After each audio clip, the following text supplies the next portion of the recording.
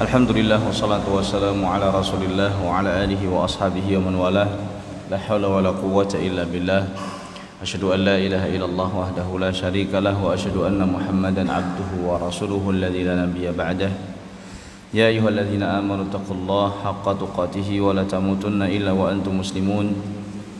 Wa ya ayyuhan nasu taqu rabbakum alladzi khalaqakum min nafsin wahidah wa khalaqa minha zawjaha وبث منهما رجالا كثيرا ونساء واتقوا الله الذي تساءلون به والأرحام إن الله كان عليكم رقيبا ويا أيها الذين آمنوا اتقوا الله وقولوا قولا سديدا يصلح لكم أعمالكم ويغفر لكم ذنوبكم ومن يطع الله ورسوله فقد فاز فوزا عظيما أما بعد فإن أصدق الحديث كتاب الله وخير الهدى هدى نبينا محمد صلى الله عليه وسلم وشر الأمور محدثاتها فإن كل محدثة بدعة وكل بدعة ضلالة وكل ضلالة في النار.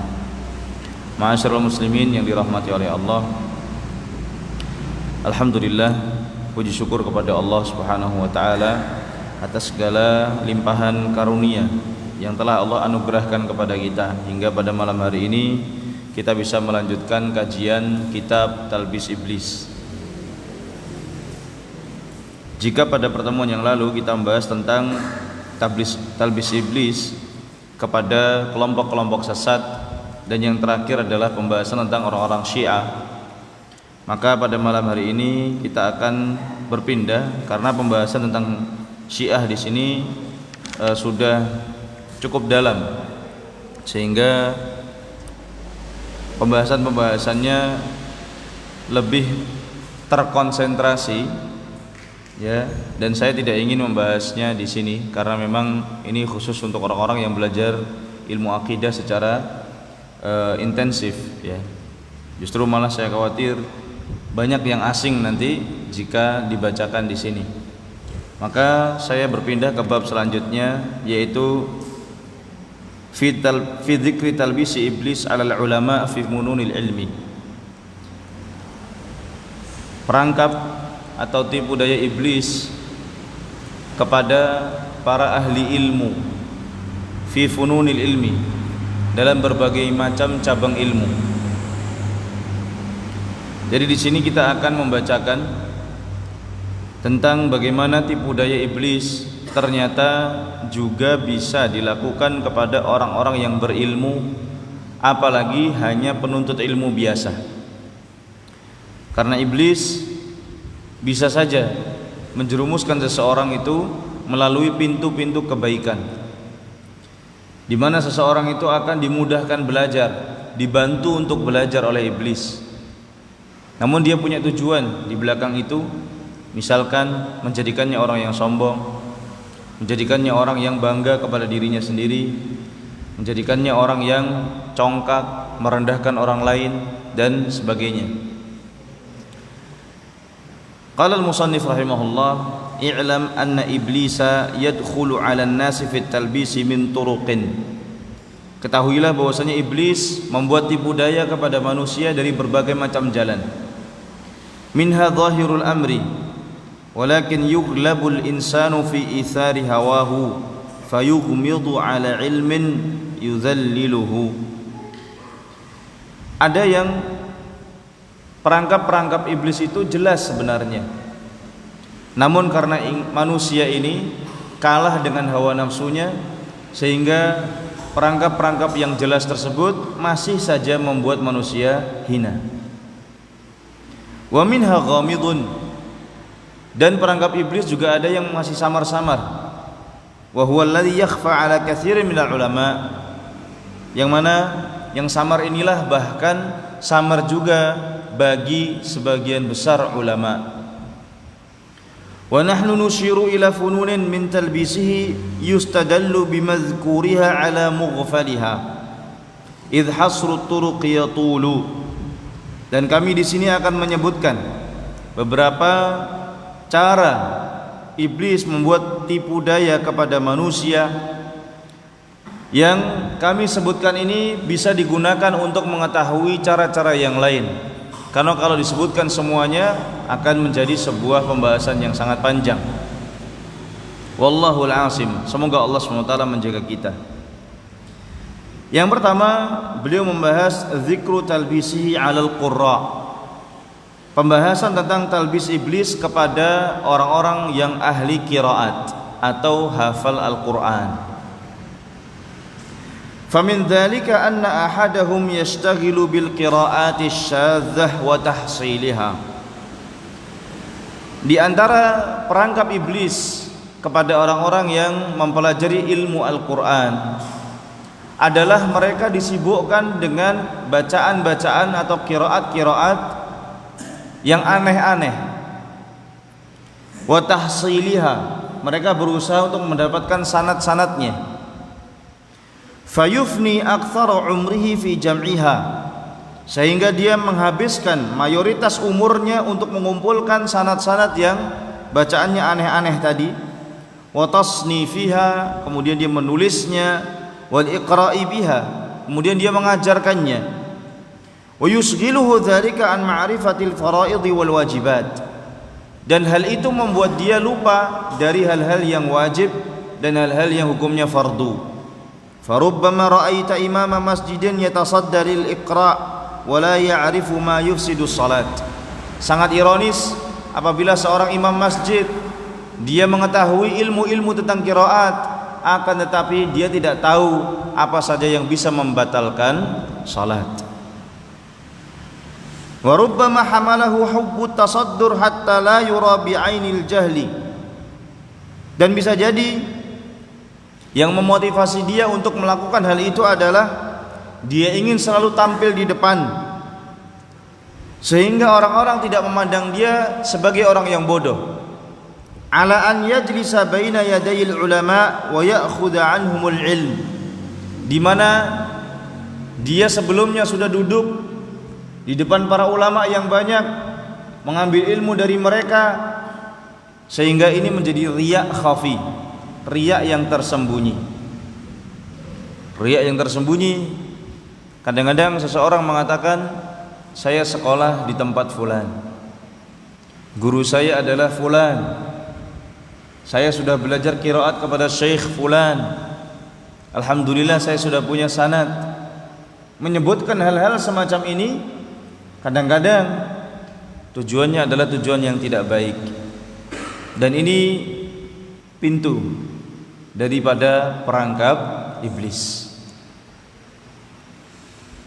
Jadi seharusnya yang dilakukan oleh para penghafal Al-Quran setelah mereka selesai dari hafalan Al-Quran, fokusnya adalah bagaimana caranya dia memahami Al-Quran, mengamalkan Al-Quran, bukan justru sibuk dengan mempelajari qiraat-qiraat. Satu ayat dibaca sampai 14 qiraat, diulang-ulang, seperti mungkin yang antum semuanya dengar di beberapa masjid suka diputar ketika sebelum sholat, yang sering dibacakan surat At-Takwir misalkan, idza syamsu kuwirat, kemudian dibacanya agak mirip huruf E, kuwirat, ya, dan seterusnya, diulang-ulang satu ayat. Padahal bukan itu yang diinginkan oleh Allah SWT dari kita terhadap Al-Quran. Tapi yang diinginkan oleh Allah SWT, Al-Quran ini adalah apa? Syahrul Ramadan alladzi unzila fihi Al-Quran hudan linnas. Bulan Ramadan, bulan yang diturunkan di dalamnya Al-Quran sebagai huda, petunjuk bagi manusia. Jadi fungsinya sebagai petunjuk ini justru dilupakan. Kemudian orang-orang berlomba-lomba belajar tentang qiraat-qiraat tadi dan memperbaiki suaranya. Hal ini bertambah ironis ketika apa? Seorang imam suaranya bagus, ya, kemudian bacaannya bagus, ngerti banyak qiraat, tapi salatnya dia tidak tahu apakah ini sah ataukah tidak sah. Walau tafakkaru la'alimu anna al-murada hifdzul Qur'an wa taqwimu alfadhihi thumma fahmuhu thumma al-'amalu bihi thumma al-iqbalu 'ala ma yuslihu an-nafsa wa yutahhiru akhlaqaha thumma tashaghulu bil muhimmi min 'ulumis syara'. Seandainya mereka mau berfikir Sungguh mereka akan mengetahui bahwasanya tujuan dari Al-Quran adalah yang pertama dihafal, yang kedua dibaca dengan baik dan benar, yang ketiga dipahami.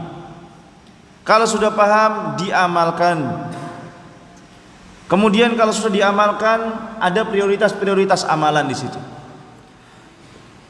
Di antaranya adalah yang kita prioritaskan adalah amalan-amalan yang bisa memperbaiki diri kita dan memperbaiki jiwa kita. Kemudian yang memperbaiki akhlak kita. Kemudian mempelajari ilmu-ilmu syariat yang ada di dalam Al-Quran, mulai dari yang paling penting dan kemudian seterusnya dan seterusnya. Karena itu adalah kandungan Al-Quran. Wa minal ghubnil fahish tadyi'uz zaman fima ghairuhul aham. Dan di antara kerugian yang nyata apabila kita menghabiskan waktu untuk hal-hal yang tidak penting dan banyak hal yang lebih penting, seperti memahami fikihnya Al-Quran, memahami akidah yang ada dalam Al-Quran, memahami akhlak-akhlak yang ada dalam Al-Quran, sehingga waktu kita itu betul-betul bermanfaat. Kalau memang sudah hafal Al-Quran, bacaan sudah bagus, sudah cukup, ya. Tidak perlu kita menjadi seseorang yang sangat tersohor karena punya bacaan yang paling beda dengan yang lain. Apa tujuannya? Jadi tujuannya harus diluruskan, niatnya harus dikembalikan. Qala Al-Hasan Al-Basri, Al-Hasan Al-Basri mengatakan, unzilal Qur'anu liyu'mala bihi fattakhadhan nasu tilawatahu amala. Al-Hasan Al-Basri mengatakan, Al-Quran diturunkan untuk diamalkan, namun orang-orang salah paham. Mereka anggap membacanya itu sudah mengamalkan, sehingga banyak kita lihat masyarakat dari zamannya Hasan Al-Basri sampai sekarang, kalau ngaji Al-Quran itu bukan membaca Al-Quran, ditafsirkan, dipahami maknanya, disimpulkan hukum-hukumnya, namun yang dilakukan oleh masyarakat justru apa? Khataman, kejar-kejaran khatam. Satu hari kalau nggak khatam satu orang, dikeroyok beberapa orang, pokoknya targetnya sebelum maghrib harus khatam. Baik tidak ini? Khatam Al-Quran baik, tapi kita tidak dikatakan ahli Al-Quran kalau cuma membaca saja tanpa mengamalkan Al-Quran.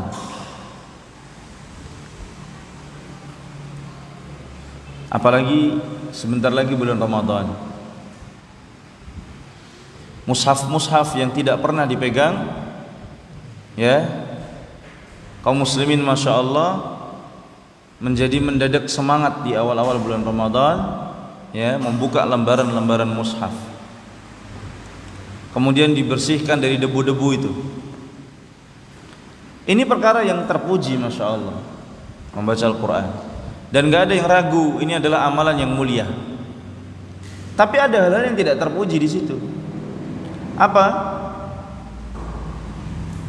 Di antaranya adalah kita sebagai muslim menganggap bahwasannya mengambil mushaf di bulan Ramadan kemudian berlomba-lomba membaca itu adalah amal yang dituntut dari kita.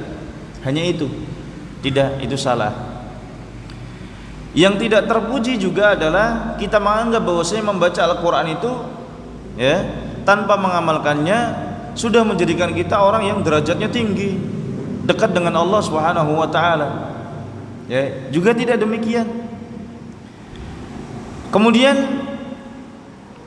yang tidak terpuji juga apabila kita hanya membaca hadis-hadis tentang keutamaan-keutamaan membaca Al-Quran, tapi kita lupa atau pura-pura lupa tentang hadis-hadis yang memerintahkan kita untuk mengamalkan Al-Quran.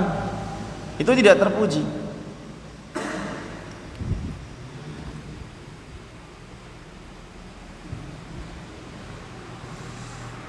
Jadi ada beberapa hadis yang menjelaskan bahwasanya bacaan Al-Quran itu memang pahalanya besar.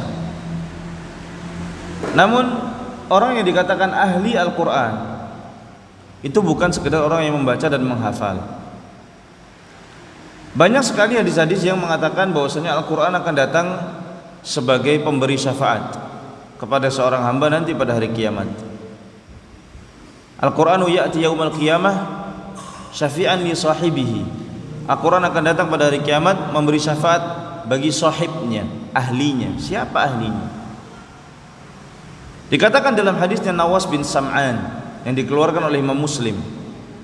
Beliau mengatakan, aku mendengar Nabi SAW bersabda, yu'ta bil Qur'ani yaumal qiyamah. Nanti pada hari kiamat Al-Quran akan didatangkan oleh Allah. Wa ahluhu alladhina ya'maluna bihi. Dan juga orang-orang yang ahli Al-Quran, alladzina kanu ya'maluna bihi, yang mana mereka dulu mengamalkan Al-Quran. Hadis ini tegas membatasi ahli Al-Quran pada dua amalan, ya, yang membaca, ya mengamalkan. Tidak bisa dipilih salah satu. Taqdamuhu suratul Baqarah wa alu Imran ka'annahuma ghamamatani. Akan datang kepadanya surat Al-Baqarah dan juga surat Ali Imran. Keduanya seperti awan mendung atau seperti rombongan burung yang menaungi dia. Dan kedua surat itu akan membela orang-orang yang membaca dan mengamalkan surat Al-Baqarah dan Ali Imran. Jadi bukan sekedar membaca. Kalau seandainya cukup membaca, justru ada hadis yang mencela. Hanya membaca Al-Quran tercela, yaitu hadis yang diriwayatkan dari sahabat Amr ibn al-As radhiyallahu anhu. Beliau mengatakan, aku mendengar Rasulullah sallallahu alaihi wasallam bersabda, inna aktsara munafiqi ummati qurra'uha. Kebanyakan orang-orang munafik dari umat Islam qurra'uha, yaitu orang-orang yang pandai membaca Al-Quran. Apakah tercela pandai membaca Al-Quran? Tidak. Maksudnya apa? Yang mana mereka pandai membaca tapi tidak mengamalkan. Jadi ini menyadarkan kita bahwasannya membaca Al-Quran tidak lantas kita dikatakan ahli Al-Quran. Bukan berarti di sini kita mengajak untuk tidak usah baca, tidak. Maksudnya baca, tambah, amalkan. Dan kita sudah pernah kisahkan di sini bagaimana wafatnya Ali bin Abi Thalib radhiyallahu anhu. Yang membunuh beliau itu orang Khawarij hafal Al-Quran. Bahkan ketika membunuh Ali bin Abi Thalib, dia bacakan dalil-dalil dari Al-Quran. Nah, ini bahayanya apabila orang itu hafal namun tidak paham, sehingga tidak bisa mengamalkan kandungan daripada ayat Al-Quran. Baik, jadi kata Hasan Al-Basri tadi adalah Al-Quran itu diturunkan untuk diamalkan, namun manusia menjadikan bacaannya sebagai mengamalkan Al-Quran, dan itu salah. Yani annahum iqtasaru ala tilawah wa tarakul amala bihi. Maksudnya Hasan Al-Basri adalah mereka cukup membacanya dan mereka tidak mengamalkannya. Wa min dzalika anna ahadahum yaqra'u fi mihrabihi bisyadz wa yatrukul mutawatir al-masyhur. Di antara talbis iblis juga adalah orang-orang membaca ketika dia menjadi imam menggunakan qiraat-qiraat yang syadz, qiraat-qiraat yang tidak mutawatir. Justru yang mutawatir ditinggalkan. Biasanya tujuannya seperti ini adalah riya, pamer, menunjukkan kepada jamaah bahwasanya saya punya qiraat yang tidak dipunyai atau tidak dimiliki oleh imam yang lain. Ya. Wasahihu 'inda ulama anna as-salata la tasihhu bihadha syadz. Dan pendapat yang benar menurut para ulama bahwasanya salat itu tidak sah menggunakan bacaan-bacaan yang seperti ini. Wa inna ma maqsudu hadza idharul gharib listijlabi madhin nas wa iqbalihim alaihi. Selalu tujuannya adalah untuk menampilkan dia itu satu-satunya yang beda, untuk menarik perhatian masyarakat supaya mereka memuji dirinya bahwa dia adalah orang yang luas ilmunya. Wa indahu annahu mutasyagilun bil Qur'an, dan dianggap orang yang masya Allah sibuk mempelajari Al-Quran. Wa minhum man yajma'ul qira'at, termasuk yang tercela kata Ibnul Jauzi adalah orang yang mengumpulkan beberapa qiraat yang tadi kita singgung. Dalam membaca satu ayat, ketika ada qiraat yang berbeda pada satu ayat, maka dia akan ulangi beberapa kali dengan qiraat-qiraat yang ada. Dia membaca surat Al-Fatihah, Alhamdulillahi Rabbil Alamin, Ar-Rahmanir Rahim, Maliki Yaumiddin, Maliki Yaumiddin, Malaki Yaumiddin. Untuk menunjukkan bahwasanya saya punya 3 qiraat. Yang pertama Maliki Yaumiddin, yang kedua Maliki Yaumiddin, yang ketiga Malaki Yaumiddin. Buat apa? Nah gitu kan. Ini kalau pas sholat biasanya justru akan membuat orang hilang fokus. Yang kedua mungkin ya orang-orang ada yang terpukau, masya Allah banyak qiraatnya. Yang jengkel mungkin juga ada. Ya yang jengkel mungkin juga ada. Ngapain sih pamer ya Allah gitu. Itu teman sekelasnya itu biasanya. Ya kan? Ya. Jadi enggak ada maslahatnya gitu. Wa hadza la yajuz. Kata Ibnu Jauzi, dan ini enggak boleh. Karena justru akan merusak tatanan Al-Qur'an. Enggak ada seorang pun dari ulama qurra yang membaca Al-Qur'an dengan cara seperti itu. Satu ayat digabung-gabung berapa qiraat, apa lagi waktu salat. Wa minhum man yajma'u as-sajadat wat tahlilat wat takbirat wa dzalika makruh.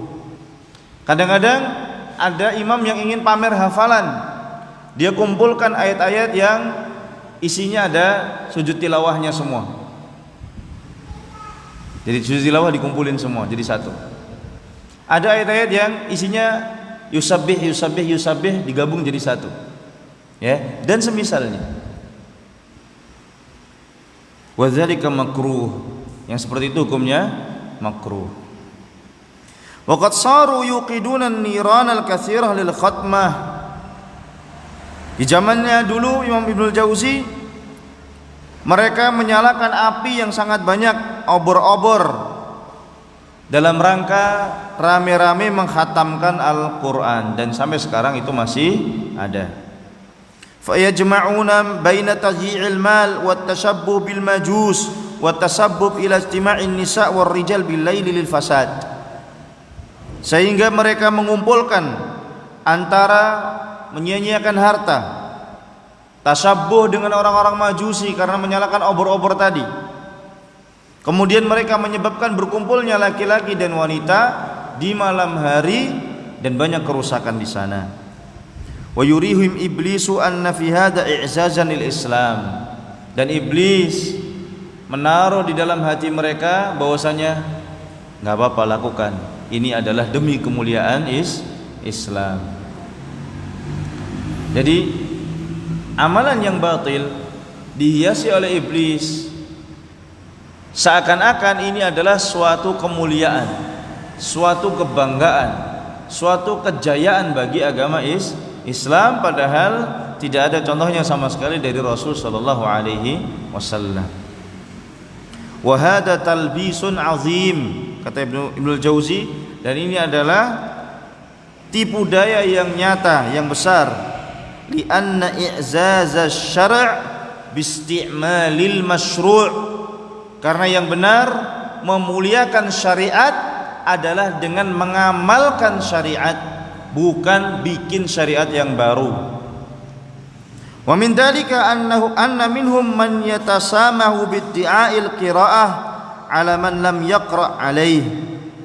Lebih parah lagi, ada yang mereka bermudah-mudahan mengaku berguru kepada seorang syekh ahli qiraat padahal dia belum pernah belajar kepadanya. Wa rubbama kanat lahu ijazatun minhu. Bisa jadi juga kadang-kadang mendapatkan sanad dari syekh yang seperti ini padahal tidak secara langsung. Namun dia sampaikan kepada para jamaah bahwasanya syekh mengajarkan saya begini dan begitu, padahal dia mengambil sanad tidak secara langsung. Namun dia mengisahkan kepada orang lain seakan-akan dia berguru langsung. Buat apa? Ya buat riya tujuannya. Bahkan ketika kajian pun kita menjauhi hal-hal semacam itu. Nggak perlu orang tahu setiap kita duduk kita mengatakan syekh kami beliau adalah begini. Berkata syekh kami, ngapain gitu? Antum kenalan tiap hari, ya. Antum menyebutkan profil antum setiap hari. Disebut guru kami, guru saya. Dan tujuannya adalah supaya orang-orang menganggap dia, masya Allah, belajarnya sama Syekh Fulan secara langsung. Oh masya Allah, gurunya ulama, berarti dia juga ulama. Pengennya gitu. Oh ini gurunya aja ulama, berarti dia juga ulama. Nah ini tidak terpuji juga, ya. Fayaqulu, yang seperti ini biasanya suka mengatakan akhbarana atau haddatsana, menceritakan kepada kami syekh kami secara tadlis, padahal ini dia lakukan secara menipu karena dia tidak belajar secara langsung. Likaunihi yarwil qiraat wa yaraha fi'la khairin wa yansa anna hadza kadhibun yalzamuhu ismul kadzabin. Hanya karena dia meriwayatkan qiraat dari jalur syekh tersebut dan menganggap ini adalah perbuatan baik, namun dia lupa ini termasuk perbuatan dusta dan dia menanggung dosanya orang-orang yang berdusta sama. Wa min dzalika anal muqri' al mujid ya'khudhu ala itsnaini wa thalatha wa yatahaddathu ma'a man yadkhulu alayhi wal qalbu la yutiqu jam'a hadhihi al asya' thumma yaktubu khattahu bi annahu qad qara'a ala fulanin bi qira'ati fulan. Kadang-kadang juga ada muqri' yang memang bacaannya sudah bagus. Muqri' itu guru tajwid, yang mana dalam majelis ini dia sedang ingin memberikan sanad, namun dia bermudah-mudahan dikumpulkan 2 atau 3 orang maju semua bareng-bareng. Kan kalau sanad Al-Quran itu orang harus setor 30 juz Pak, ya hafalan dengan bacaan yang benar, baru dia akan mendapatkan sanad qiraah. Dan itu gak mudah, ya, sangat sulit sekali. Tapi kadang-kadang banyak yang bermudah-mudahan Pak. Bahkan ya kalau boleh cerita ini ya, kalau caranya begitu saya juga punya sanad kitab hadis ada 9, Bukhari, Muslim, Musnad Imam Ahmad, Abu Dawud, Tirmidzi, saya punya semua itu. Tapi saya malu mau cerita gitu. Menunjukin ke orang aja malu. Kenapa? Karena gurunya bermudah-mudahan. Ya dulu saya pas mahasiswa ya ikut-ikutan aja lah gitu. Kayak apa sih gitu. Jadi dibaca cepat banget, rame-rame gitu, satu ruangan. Dan mungkin ada yang ngantuk, ada yang tidur, ya, ada yang kelewatan, ya kita nggak tahu. Pokoknya hadir aja di situ dan tiba-tiba selesai 1 pekan dapat sanad. Gimana menurut antum? Kira-kira tiba-tiba orang yang begini kemudian ceramah ditulis di poster pemegang sanad Sahih Bukhari, gimana? Benar atau enggak? Apakah dia paham hadis Sahih Bukhari? Enggak. Dia cuma mendengarkan apa? Hadis-hadisnya itu dibaca. Belajar secara intensif tidak, tapi dapat sanad. Ya sama, Al-Quran juga begitu. Ada yang 3 orang, 4 orang store bareng-bareng, ya. Dan itu nggak mungkin ada 1 orang fokus kepada 2 orang aja susah, apalagi 3, 4. Kemudian selesai, ya udah dikasih sanad semua, dikasih ijazah, ya. Ini juga termasuk bermudah-mudahan, nggak boleh. Yang lebih parah lagi, ada yang baca kitab hadis bab 1 sama bab terakhir doang. Ya, Bismillahirrahmanirrahim, mukadimahnya dibaca, bab pertama 10 hadis, bab terakhir 5-7 hadis dapat sanad. Wah, anak punya teman sanadnya setumpuk ini, Pak. Tapi begitu model caranya. Cara belajarnya. Sana bilang buat apa? Ya kan, buat apa? Tapi sekarang zamannya sanad itu jadi promosi sekolah, jadi promosi pesantren, ya. Jadi antum jangan tertipu. Kalau memang ada promosi isinya sanad dan lain-lain, ya lihat bagaimana manhajnya, bagaimana belajarnya, apakah cuma baca Quran atau memang di situ belajar memahami Al-Quran. Karena kalau cuma baca rugi, habis waktunya nanti. Waqad kana ba'dul muhaqqiqina yaqul yanbaghi an yajtami'a ithnani aw thalatha wa ya'khudhu 'ala wahid. Bahkan ulama dulu harusnya begini. Yang benar dibalik. Gurunya 2 atau 3, muridnya 1. Yaitu metode-metode yang digunakan di sidang skripsi, sidang skripsi belum ya. Sidang skripsi itu biasanya 1-1. Kalau sidang tesis 3 penguji 1 murid. Nah, harusnya begitu supaya apa? Kualitasnya terjaga. Bukan sebaliknya, 1 guru 1 kelas murid dan semuanya dapat ijazah. Nah, terus generasi selanjutnya gimana nanti? Hancur. Wa min dzalika anna aqwaman min al-qurra yatabarawna bi kasratil qiraa'ah. Wa qad ra'aytu min masyayikhihim man yajma'u an-nas wa yuqimu shakhsan wa yaqra'u fi an-nahari at-tawil 3 khatamat fa in qassara 'iba wa in atamma mudih wa tajtami'u al-'awamu lidzalik wa yuhassinunahu wa yurihim iblisu anna fi kasrati at-tilawah thawaban wa hadha min talbisihi li'anna al-qira'ah yanbaghi an takuna lillahi ta'ala la litahsini biha wa yanbaghi an takuna 'ala tamahhulin. Di antara amalan-amalan yang dilakukan oleh orang-orang yang hafal Al-Quran adalah mereka berlomba-lomba banyak-banyakan khatam. Ini di zamannya Ibnu Jauzi, ya, beliau menyaksikan bahwasanya guru-guru hafalan Al-Quran itu mengumpulkan orang banyak.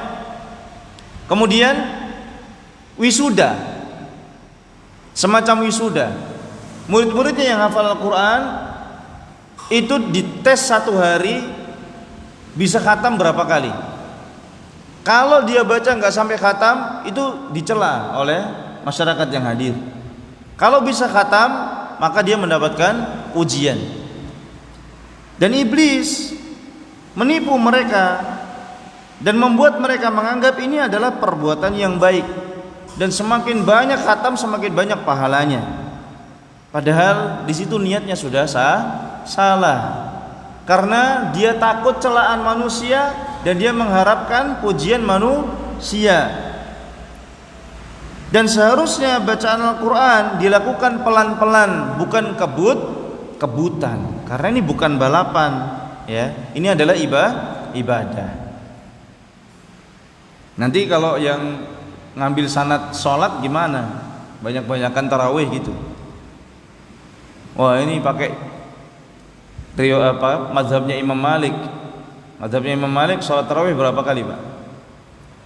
39 kali.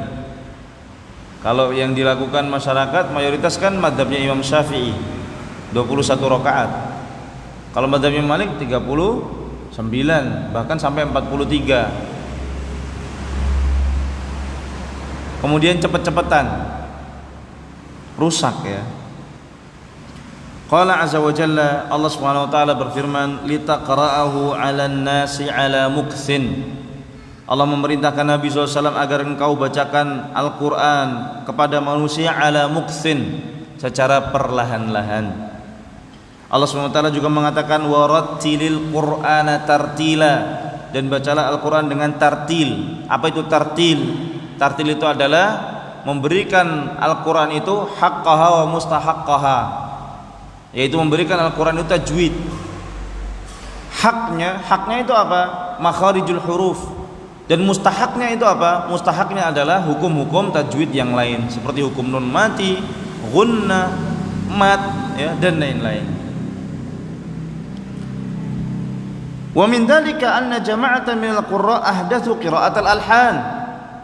Yang lebih parah lagi, beberapa ahli qiraat itu membuat langgam-langgam baru. Bahkan sampai di Indonesia ini ada langgam Jawa. Azan pakai langgam Jawa, baca Al-Quran pakai langgam Jawa, dan sempat jadi masalah yang kontroversial dulu. Waqad kanat ila haddin qaribin wa ala dzalika faqad karihaha Ahmad bin Hanbal wa ghairuh. Ini pakai langgam-langgam Arab aja, kata Ibnu Jauzi, menurut Imam Ahmad itu makruh. Ya, makruh. Apalagi langgamnya bukan langgam Arab gitu. Pakai nada-nada orang Jawa atau sinden-sinden Sunda misalkan. Qala Syafi'i, Imam Syafi'i mengatakan, amma istima'ul huda wa nasyidul a'rab fala ba'sa bihi. Kalau orang mau mendengarkan huda, huda itu apa? Huda itu adalah nyanyiannya orang-orang yang menjadi pengiring jalan, penunjuk jalan.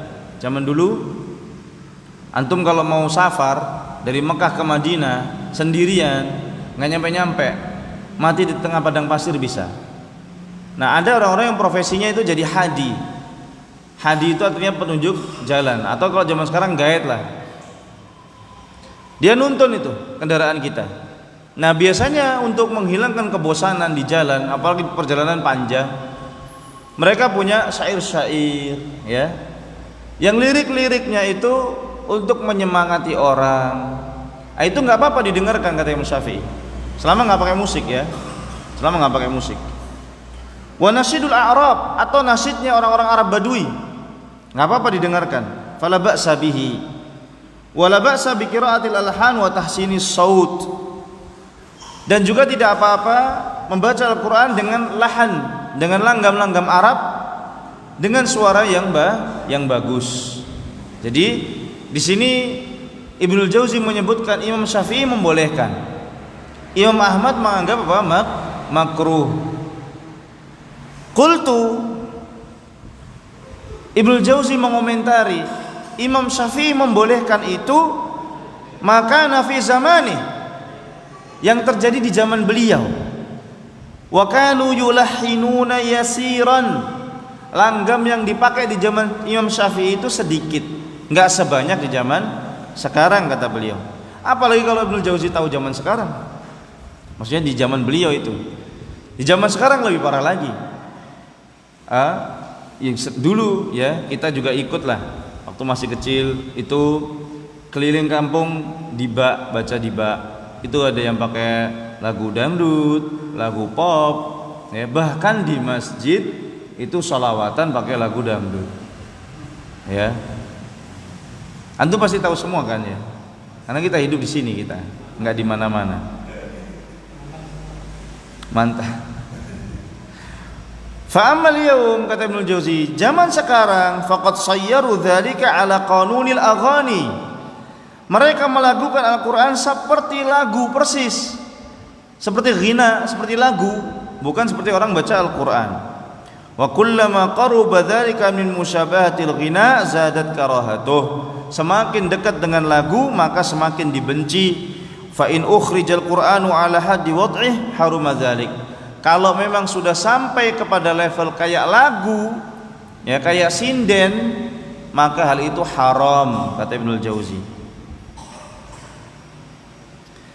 Wa min dzalika anna qauman minal qurra yatasamahuna bi syai'in minal khataaya kal ghibah lin nudhara wa rubbama atau akbar min dzalika dzamb wa i'taqadu anna hifdzal Qur'an yarfa'u anhumul 'adzab wahtajju biqaulihi alaihi salatu wassalam law ju'ila al-Qur'anu fi ihabin mahtaraq.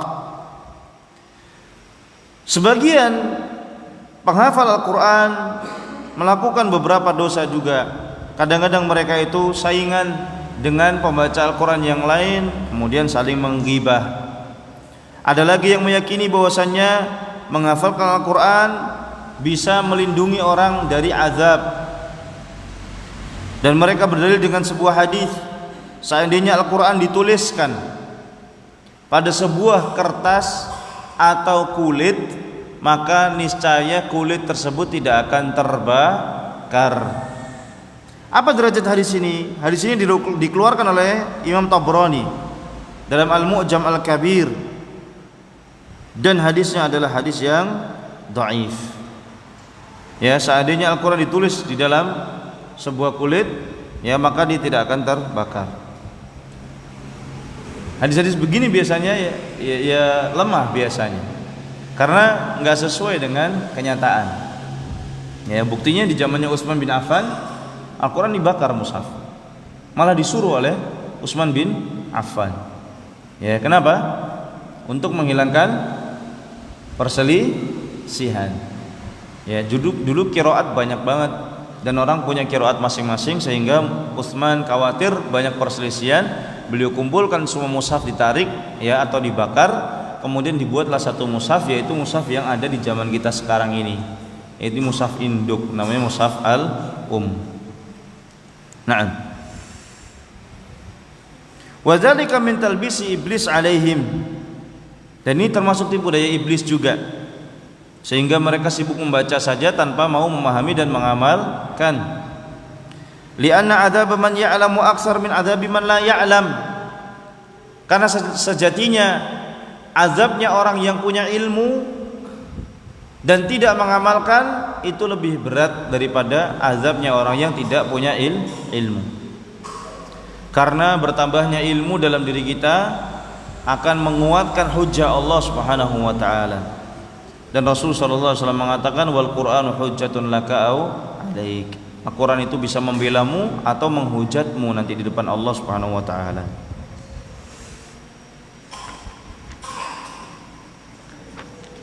Terakhir, Allah Subhanahu wa taala berfirman, "Afaman ya'lamu annama unzila ilaika min rabbikal haqqu kaman huwa a'ma?" Apakah orang yang mengetahui bahwasannya yang diturunkan kepadamu itu adalah hak sama seperti orang yang tidak tahu? Artinya orang yang berilmu tanggung jawabnya lebih besar.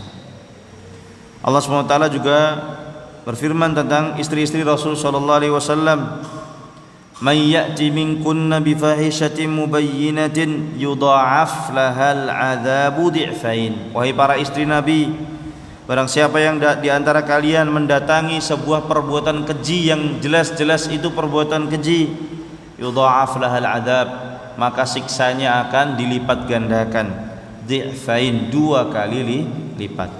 Karena dia istrinya Nabi, istrinya Rasul sallallahu alaihi wasallam. Dan hadis yang populer yang sering dibacakan di majelis-majelis tentang keutamaan ilmu adalah salah satun tusa'aru bihimun nar yaumal qiyamah. Ada 3 golongan manusia yang digunakan untuk menyalakan api neraka pertama kali. Di antaranya adalah seorang penuntut ilmu, ya, yang tidak mengamalkan ilmunya, hanya mengharapkan disebut seorang alim.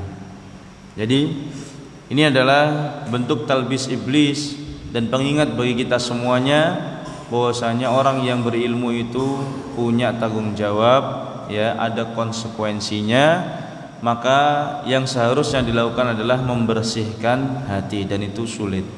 Yaitu sulit, itu perlu terus dijaga, perlu terus untuk dilatih. supaya hati kita itu terbiasa bersih, tidak ada harapan kepada manusia, yang diharapkan hanya Allah Subhanahu wa taala. Karena memang ujiannya orang yang berilmu itu lebih besar. Ingin disanjung, ingin dipuji, ingin dimuliakan, ya.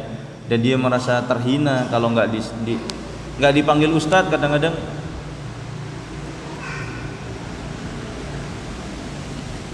ada orang baru gitu datang manggil kita mas gitu.